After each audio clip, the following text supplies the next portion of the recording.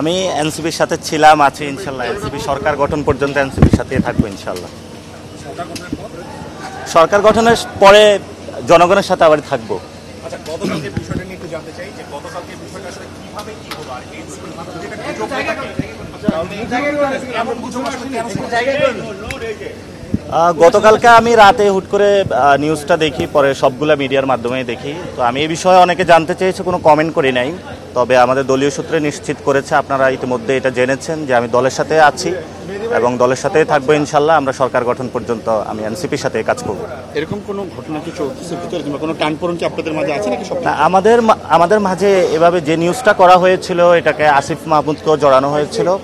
আমি সম্মানিত ওই যে সাংবাদিকদের উদ্দেশ্যে বলবো, সাংবাদিক ভাইয়ের, যে আসলে এই ধরনের কোনো কথা না, এবং এই ধরনের বিভ্রান্তিমূলক তথ্য দিলে আসলে আমাদের নেতাকর্মী যারা রয়েছেন এবং দেশবাসী একটা বিভ্রান্ত হওয়ার সুযোগ রয়েছে। সেজন্য কোথাও যাচাই বাছাই করে আসলে নিউজ করা উচিত। এবং এই ক্ষেত্রে পুরো আমাদের নেতাকর্মী যারা রয়েছেন, তারা পুরো রাতে একটা গুজবের মধ্য দিয়ে গিয়েছেন। যেহেতু শেষ পর্যায়ে আমাদের দলীয় সূত্র নিশ্চিত করেছে, এবং আমি আজকে সবার সামনে নিশ্চিত করছি যে এনসিপি সরকার গঠন করা পর্যন্ত ইনশাল্লাহ আমি এনসিপির সাথে থাকবো, এবং এনসিপিকে সরকার গঠন পর্যন্ত ইনশাল্লাহ নিয়ে ছাড়বো।